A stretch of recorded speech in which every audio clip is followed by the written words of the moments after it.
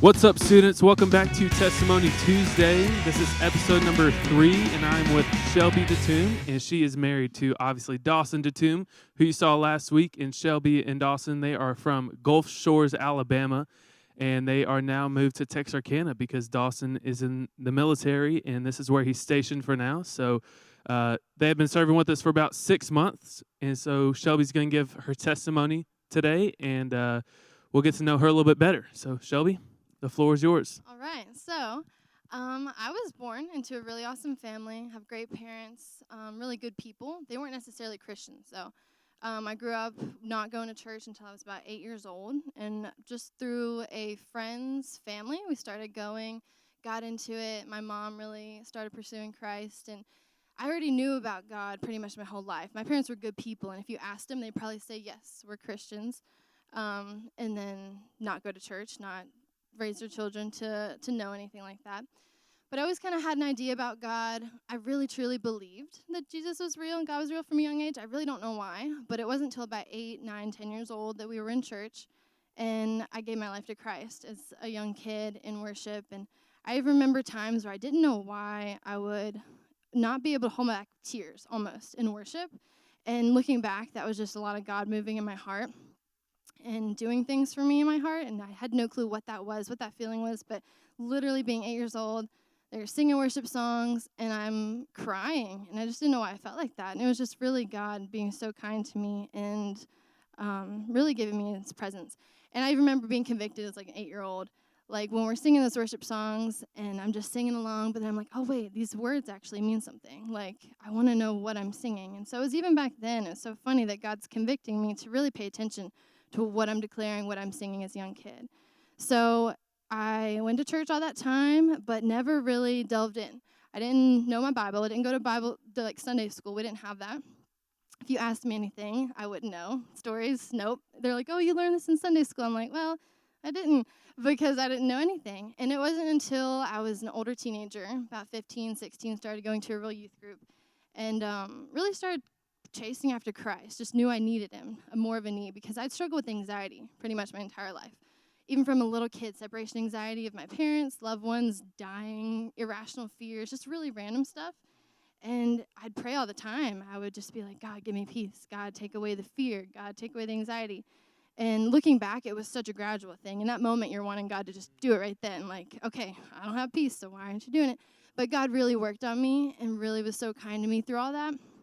But when I got to 15, 16, and got really more serious about Jesus and walking with Christ like every single day of my life, actually started getting into my Bible, learning things that I had never known before really about God through the Word. And the anxiety and fear was just something that I was believing lies literally my entire life. The lies of this happening, or if this happens, it won't be okay. And I finally got to a point, even Dawson, we were actually together at the time, told me, Shelby, I don't think you've ever surrendered control to God. And so, yes, I've been saved. Yes, I know Jesus. Yes, I'm walking with God. But my actual main problems in my life, being anxiety, just as long as I can remember, from being a little kid to teenage years, I had never just been fully surrendered it to the Lord, of just like, okay, I'm going to stop trying to control everything. I'm going to stop partnering with fear, because I would just let fear rule. If I got afraid, I must be afraid for a reason. Like, that's in my thoughts in my head. That's completely irrational. If anyone knows the Enneagram, I'm a type 4. And so that's where you want to understand your feelings. And, oh, well, I'm feeling like this, so it must be real. But I really had to learn to not partner with fear, and then surrender all my anxiety to God and the control into the Lord's hands. And so that's been a big walk for me, even in the past few years. Even in the past year or two, I've had different fears come up, different anxieties come up.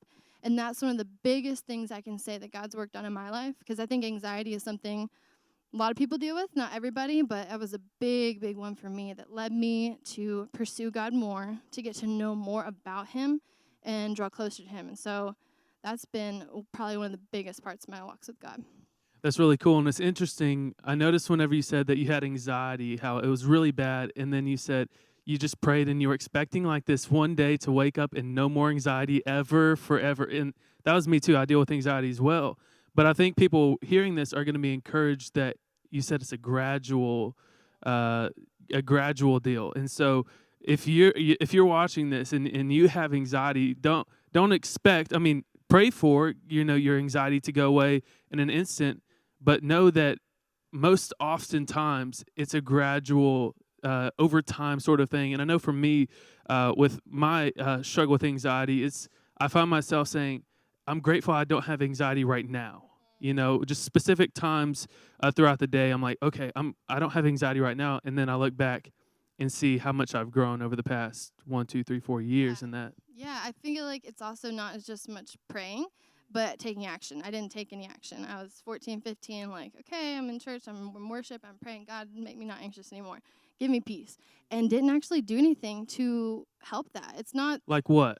like I would just let fear rule and not make any conscious decision to take control of my thoughts. The Bible says to take every thought captive, and I let them just run rampant. If I had a thought, had a fear, had something that I thought could have a scenario where most of my fears and issues, just let myself dwell on it, let myself think about it.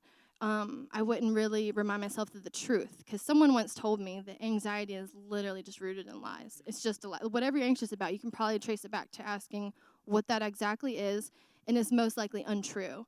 And for me, like, the worst that can happen of literally anything you can be afraid of, like, okay, well then, if it's sickness or whatever it is, like, okay, I die and go with Jesus, like, whatever, I'm fine. It's literally ultimately, there's just nothing to be afraid of.